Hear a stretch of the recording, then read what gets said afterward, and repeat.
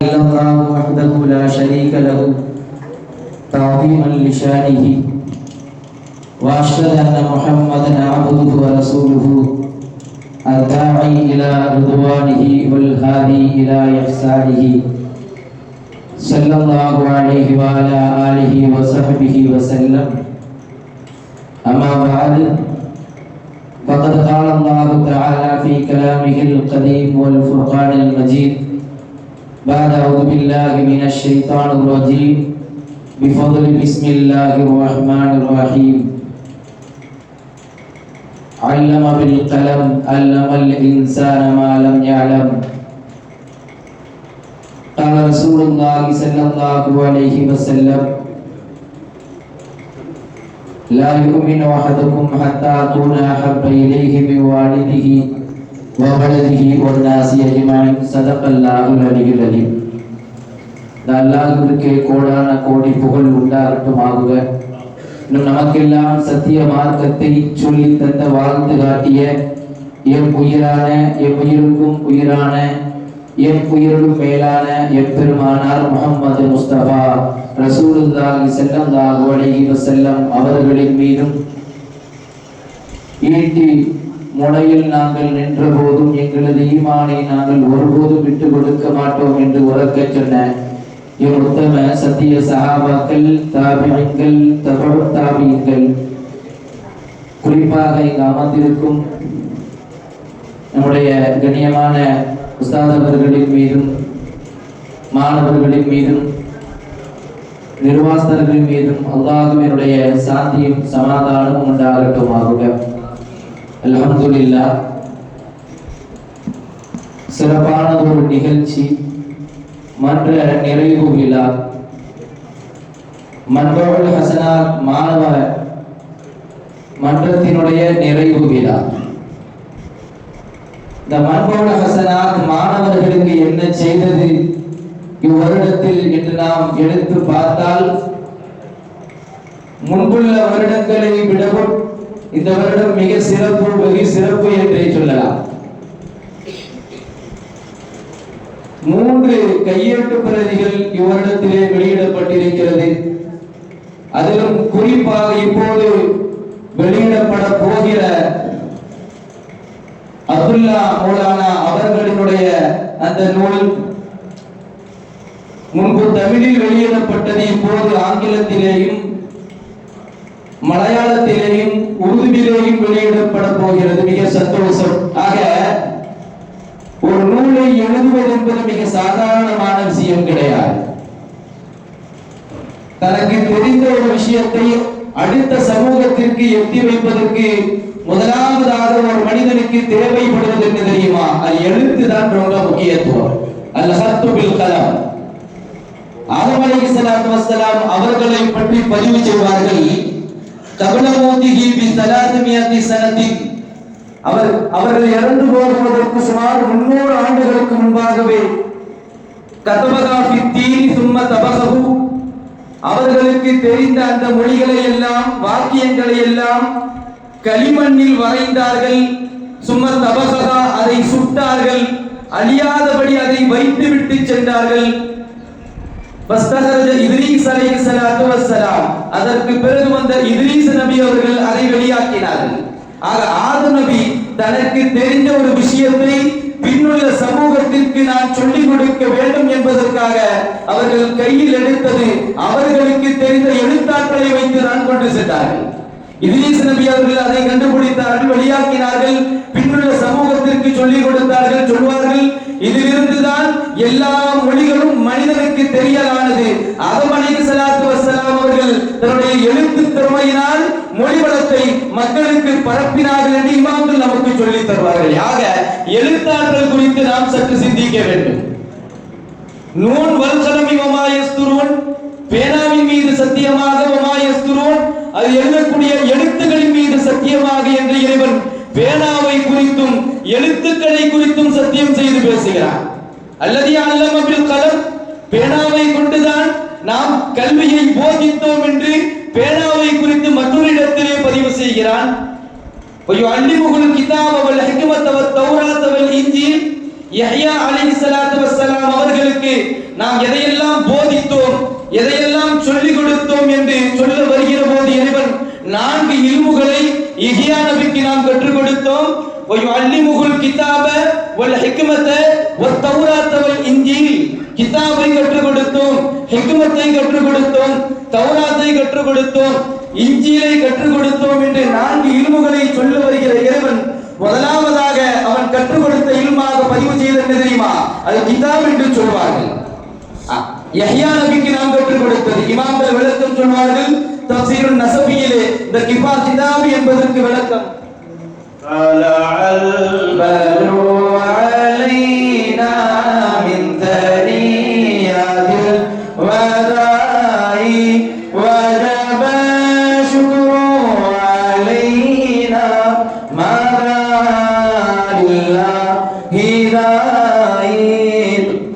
நம்முடைய ஸ்ரீலங்காவில் இருந்து அஹ்மத் மஹலை நம்முடைய மாஷா எத்தனை சொல்லுங்க 4 வருஷம் ஓதி ஸ்ரீலங்காவில்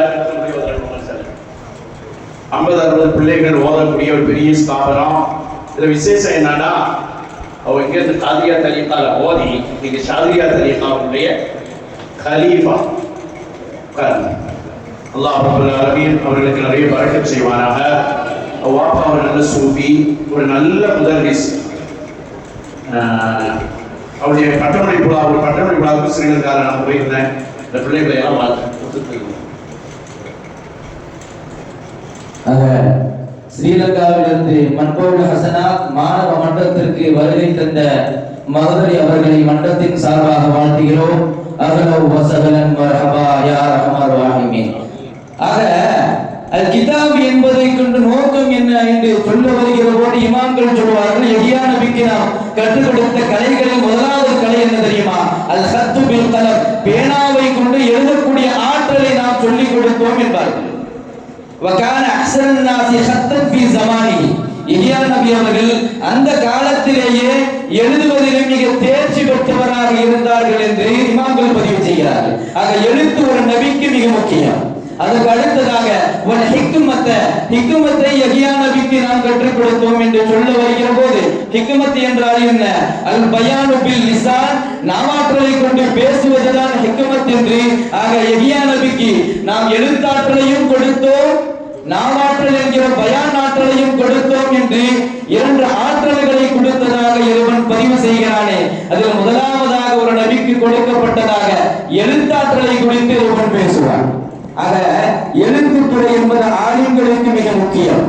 ஒரு நபிக்கு எப்படி அவசியமோ ஆலிம்களுக்கு பேச்சு திறமை மாத்திரம் அல்ல, எழுத்தாற்றலும் மிக மிக முக்கியம் என்பதை நாம் புரிந்து கொள்ள வேண்டும். இந்த குர்ஆன் நமக்கு கிடைத்தது ஒரு எழுத்தாற்றலின் மூலமாகத்தான், ஹதீஸ்கள் நமக்கு கிடைத்தது எழுத்தாற்றலின் மூலமாகத்தான், மார்க்க சட்டங்கள் என்கிற சொத்துகள் நமக்கு கிடைத்தது எழுத்தாற்றல்கள் மூலமாகத்தான் நமக்கு கிடைத்தது.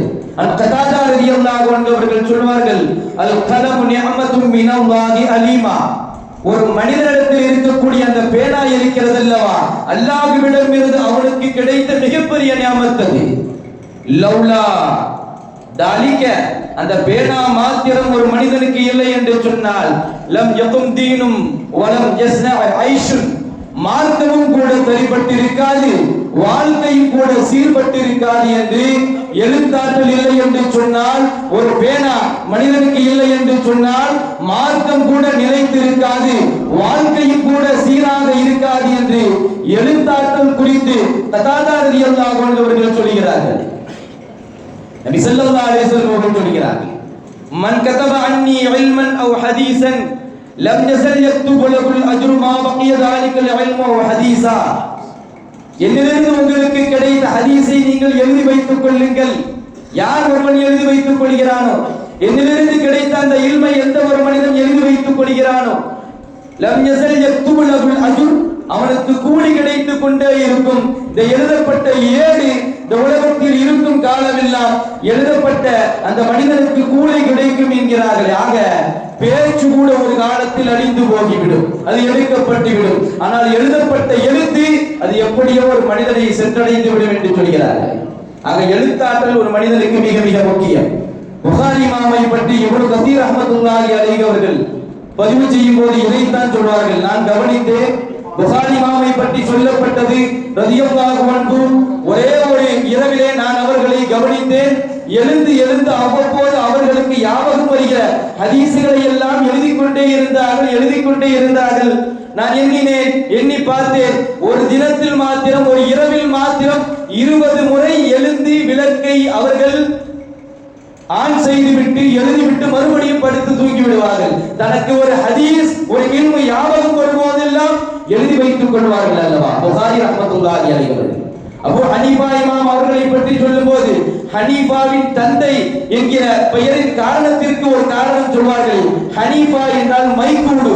எப்போதும் அபூ ஹனீஃபா ரலியல்லாஹு அன்ஹு அவர்கள் மைக்கூடை தன் அருகில் வைத்துக் கொண்டே இருப்பார்கள். இதனால்தான் ஹனீஃபாவின் தந்தை என்று அவர்கள் போற்றப்பட்டார்கள் என்று இமாம்கள் நமக்கு பதிவு செய்து காமிக்கிறார்கள். ஆக மாணவர்கள் எழுத்தில் சோர்வடைய வேண்டாம்.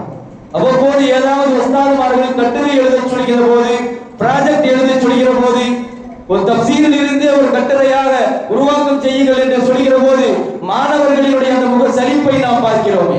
ஆக எழுத்துக்கு இவ்வளவு பெரிய ஆற்றல் இருக்கிறது. நீங்கள் எழுதி வைத்து செல்கிற அந்த இல்மு பிற்காலத்தில் எந்த ஒரு மனிதனையாவது சென்றடையும். எனவே அது நீங்கள் முக்கியத்துவம் காட்ட வேண்டும். நபி ஸல்லல்லாஹு அலைஹி வஸல்லம் அவர்கள் சொல்வார்கள், யூஸன் யௌமுல் கியாமத்தி மிதாதல் உலமா வ தமிஷுகதா.